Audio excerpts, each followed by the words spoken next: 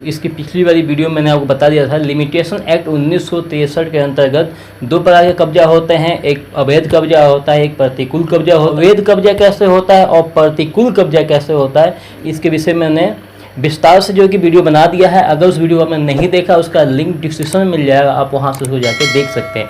लेकिन आज की वीडियो में आपको बताऊंगा कि किस कानून के अंतर्गत जो है कि कोई व्यक्ति आपकी ज़मीन पे कब्जा कर सकता है, आपको कोर्ट में जो है घसीट सकता है। आप उस ज़मीन के मालिक हैं, आपकी और ज़मीन पे आपका नाम है, जो भी कागज़ है सब कुछ आपके नाम से है, लेकिन फिर भी जो है कि कोई व्यक्ति कैसे आपको कोर्ट तक घसीट सकता है, आपके ऊपर जो है कि केस कर सकता है।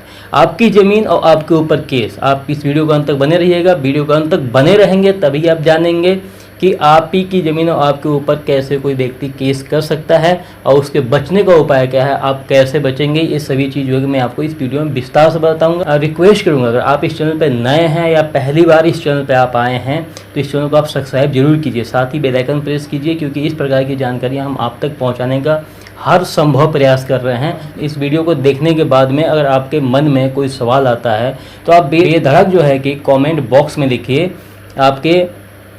आपके जो है कि सवालों का जवाब दिया जाएगा। या उसके बावजूद भी अगर आपको समझ में नहीं आ पा रहा है तो आप 9456175575 पे आप कांटेक्ट कीजिए, व्हाट्सअप कीजिए, आपको जो है कि तत्काल आपके कमेंट का जवाब दिया जाएगा। ठीक है, तो बने रहिए आप इस वीडियो के अंत तक बने रहेंगे तो आप जानेंगे और समझेंगे भी कि लिमिटेशन एक्ट 1963 के अंतर्गत कैसे कोई व्यक्ति आपकी ज़मीन को कब्जा कर सकता है। जिसको जानने के लिए आपको चलना पड़ेगा व्हाइट बोर्ड पे। देखिए, सबसे पहले मैं बताऊँ लिमिटेशन एक्ट 1963। ठीक है, इसके विषय में मैंने बता दिया, पहले विस्तार से जो कि वीडियो बना चुका हूँ। अवैध कब्जा भी मैंने आपको बता दिया है, लेकिन हम आज बात करने वाले हैं प्रतिकूल कब्जा, एडवर्स पोजीशन। ठीक है, एडवर्स पोजीशन क्या है, आज इसके विषय में हम डिटेल से बात करना चाहेंगे। आपसे थोड़ी वीडियो लंबी हो सकती है, लेकिन आप लोगों के लिए फ़ायदेमंद होगी। ठीक है, तो देखिए इसमें क्या है, एडवर्स पोजीशन का क्या सिस्टम मैंने आपको बताया था। अगर 12 वर्ष, ठीक है, 12 वर्ष अगर आपका ज़मीन किसी के कब्जे में है और आप जो है कि उसके ऊपर कोई एक्शन नहीं ले रहे हैं, ठीक है, तो ये व्यक्ति जो है आप इसको ज़बरदस्ती 12 वर्ष के बाद में क्या करेंगे, इसको आप ज़बरदस्ती इस ज़मीन से नहीं हटा सकते हैं, चाहे वो जोतने वाली ज़मीन हो या रहने वाला घर हो। ठीक है, 12 वर्ष के बाद आप इसको जो है कि ज़बरदस्ती आप अपने घर या ज़मीन से जो है कि नहीं हटा सकते हैं। ठीक है, इसको आप क्लियर समझिए, क्यों ऐसा क्यों है।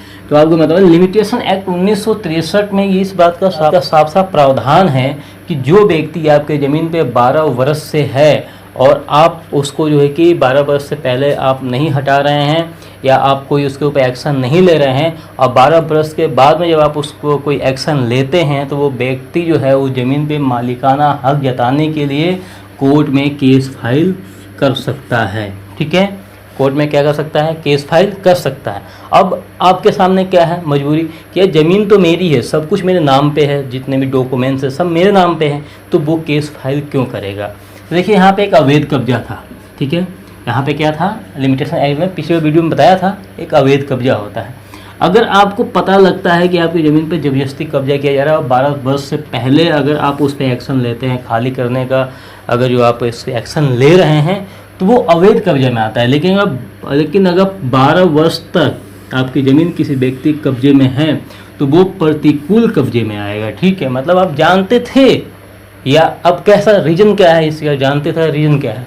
जैसे मान लीजिए कि आप कहीं बाहर जा रहे हैं या आप वहाँ चले गए और अपनी ज़मीन किसी को दे गए जोतने के लिए, बोने के लिए या रहने के लिए, और वो 2 साल 3 साल 4 साल 5 साल तक लेकिन आपको जो है उसका ठेका देता रहा है, आपके जो पैसे बने उसके बदले वो देता रहा, लेकिन आपका और उसके बीच में कोई लिखित नहीं है, कोई एग्रीमेंट नहीं है कि आप उस व्यक्ति को ज़मीन इतने वर्ष के लिए दे रहे हैं, और इतने वर्ष के बीच में अगर किसी प्रकार का कोई घपला पाया जाता है, किसी कोई चीटिंग पाई जाती है, तो वो एग्रीमेंट निरस्त हो जाएगा। ऐसा कुछ नहीं है, आपने मौखिक तौर पर उसको ज़मीन दी है।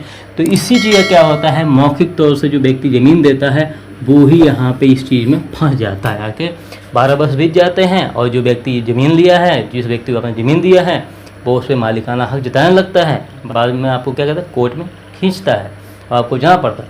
अब यहाँ समस्या ये है कि यार 12 वर्ष के पहले अब हमें हटाना है। देखिए, अगर 12 वर्ष नहीं हुआ है, ठीक है, ऐसे यहाँ पे एक चीज़ आता है कि 12 वर्ष नहीं हुआ है और 12 वर्ष से पहले आप इसको हटा रहे हैं, तो ये 12 वर्ष अगर पूरा नहीं हुआ है और 12 वर्ष से पहले अगर ये कोर्ट में जाता है और मालिकाना हक जताने के लिए केस फाइल करता है, तो इसके फाइल को खारिज कर दिया जाएगा। क्या किया जाएगा? खारिज कर दिया जाएगा। और आप अगर करते हैं इसे हटाने के लिए, तो आपके केस को एक्सेप्ट किया जाएगा, लेकिन इसके केस को खारिज कर दिया। क्यों? क्योंकि 12 वर्ष नहीं हुए। यहाँ समझना है आप, अगर 12 वर्ष से पहले ये व्यक्ति, ठीक है, 12 वर्ष से पहले आप इस व्यक्ति को हटा रहे हैं और एक कोर्ट में मालिकाना हक के लिए केस फाइल करता है, तो इसके फाइल को खारिज कर दिया जाएगा। क्यों? क्योंकि इसको 12 वर्ष नहीं हुआ। और आप अगर इस व्यक्ति के खिलाफ कोर्ट में केस फाइल करते हैं कि इस व्यक्ति को हटाया जाए, तो आपके केस को एक्सेप्ट किया जाएगा और इसके खिलाफ एक्शन लिया जाएगा। ठीक है, तो इस चीज़ का आप ध्यान दीजिएगा। अब दूसरी बात क्या है कि क्या 12 वर्ष बीत गए और इस व्यक्ति ने 12 वर्ष के बाद जो मालिकाना हक के लिए केस फाइल किया, तो क्या हम उस केस को हार जाएंगे या हमारे क्या बोलते हैं वो केस, वो ज़मीन हमारी दोबारा नहीं मिलेगी? तो ऐसा नहीं है। आपकी ज़मीन है, जिसने भी मालिकाना हक के लिए केस किया उसमें से कम 98% केस वो व्यक्ति जीता जिस व्यक्ति की ज़मीन पे लोगों ने कब्जा करके और मालिकाना हक जताने का प्रयास किया। अब इसमें क्या होता है, ये सब चीज़ों को देखते हुए अब क्या है, ऐसे सब चीज़ों को ज़मीन पर कब्जा कौन करेगा? इस चीज़ को आप ध्यान दीजिएगा। ज़मीन पर कब्जा कौन करेगा? ज़मीन या तो एक थोड़ी सी अभी गलती होगी, आपने मौखिक तरीके से किसी व्यक्ति को दे दिया, कोई लिखित नहीं किया और लंबे समय तक के लिए दे दिया। वो व्यक्ति जो है कि आपको जो उसके पैसे बने आप किराए के या जो आपके धान गेहूँ के पैसे बने, ज़मीन से जो भी पैसे बनते हैं आपके, जो भी आपके हिस्से का है वो आपको देता रहा। आप सोचिए ईमानदार व्यक्ति है ये, मतलब मैं समझ कोई चीटिंग नहीं करेगा, लेकिन 12 वर्ष बीतने के बाद वो आपके संग चीटिंग स्टार्ट कर देता है। ठीक है, ये चीज़ है। दूसरी बात क्या है, एक तो यहाँ पे आता है जो आपने मौखिक में दिया वो 12 साल के बाद में आप उसको हटा नहीं सकते हैं। 12 वर्ष के बाद में वो मालिकाना हक उस पर जताएगा। अब एक चीज़ है, जिस ज़मीन का आपने एग्रीमेंट करके दिया, ठीक है, कोई भी ज़मीन है और उसका आपने एग्रीमेंट करके उसको किराए पे दिया, लीज पे, जैसे भी दिया आपने, और उसमें ये चीज़ साफ साफ क्लियर कर दिया अगर किसी भी प्रकार का अगर गड़बड़ी पाई जाती है तो इस एग्रीमेंट को निरस्त कर दिया जाएगा। तो वहाँ ये समस्या 12 वर्ष के बाद कब्जे वाली समस्या उत्पन्न नहीं होती है। अब एक तो ये है, एक तो इस कारण से लोग मालिकाना हक जताते हैं, थोड़ी सी गलतियाँ हो जाती हैं, लोग कर देते हैं, मौके देते हैं, प्रेम व्यवहार में आके दे देते हैं। लेकिन दूसरी जगह पे एक चीज़ होता है, किसी दबंग व्यक्ति ने किसी व्यक्ति की ज़मीन को 12 वर्ष तक कब्जे में रखा। अब वो दबंग व्यक्ति तो था ही, जब 12 वर्ष तक उसको कोई हटा नहीं पाया तो अब क्या हटाएगा।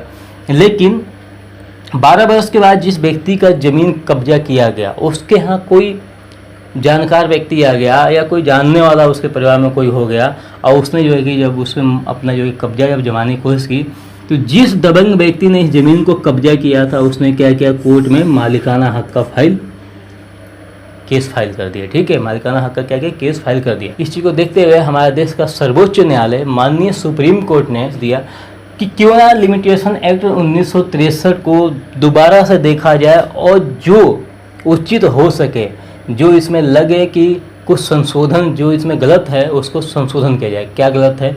गलत यहाँ पे ये है कि भाई एक तो मौखिक तौर से जो कि ज़मीन दे दी गई, 12 साल तक बीत गया, उसके बाद में हम 12 साल बीत चुका है, अब हम उसको हटने करें तो वो व्यक्ति हटने का नाम नहीं ले रहा है, मालिकाना हक जताने की कोशिश कर रहा है और केस फाइल कर दिया। मानते हम 10-5 साल के बाद केस जीतेंगे, लेकिन जो हमारा समय बर्बाद हुआ उसका क्या? समय तो बर्बाद हो गया ना। दूसरा, किसी दबंग व्यक्ति ने जो है कि ज़मीन पर कब्जा किया और 12 साल के बाद तो वैसे भी मालिकाना हक जताया, पर पहले से मालिकाना हक जो है कि वो जताया हुआ है भाई, 12 साल तो बाद में आएगा। तो इस चीज़ को देखते हुए हमारे देश के सर्वोच्च न्यायालय माननीय सुप्रीम कोर्ट ने सरकार को आदेश दिया कि क्यों ना इस एक्ट को दोबारा से इसको जो है कि देखा जाए और इसमें जो भी सुधार करने योग्य बातें हैं उसको सुधार किया जाए। अब यहाँ पे एक चीज़ मैं क्लियर करूँगा, जैसे 12 वर्ष जो है, ठीक है, कोई निजी संपत्ति जिसे हम प्राइवेट ही बोलेंगे, ठीक है, आप 12 वर्ष तक किसी निजी संपत्ति पर काबिज हैं तो इसे आप मालिकाना हक जता सकते हैं। लेकिन वहीं अगर किसी सरकारी ज़मीन पे अगर आप इस सरकारी प्रॉपर्टी पर काबिज हैं तो 30 वर्ष के बाद में आप मालिकाना हक जता सकते हैं। ठीक है, कि सरकारी ज़मीन पे आप हैं, आपका घर द्वार बन चुका है, सब कुछ आपने बना लिया है, उसके बाद जो है कि सरकार आपको हटाने का आदेश दे रही है, तो आप सरकार के ऊपर केस फाइल कर सकते हैं मालिकाना हक का। ठीक है, ठीक है ना। तो मेरे हिसाब से मुझे लगता है कि मेरे आज दी गई जानकारी आप लोगों को अच्छी लगी होगी। जानकारी अगर अच्छी लगी हो तो वीडियो को लाइक करके जरूर जाइएगा, ठीक है। साथ ही चैनल को सब्सक्राइब कीजिएगा। और इस वीडियो को देख करके आपके मन में कोई भी सवाल अगर उत्पन्न होता हो, आपके मन में कोई भी सवाल आता हो, कुछ आप पूछना चाहते हैं, समझ में ना आया हो, या हमारे द्वारा बताई हुई जानकारी कहीं मिस्टेक कर दी गई हो, आप हमें कमेंट जरूर कीजिए। हम तत्काल उस पर जो है कि वीडियो बनाने का पूरा कोशिश करेंगे। तो मिलते हैं आपसे नेक्स्ट वीडियो में किसी बेहतरीन टॉपिक के साथ में। तब तक के लिए जय हिंद।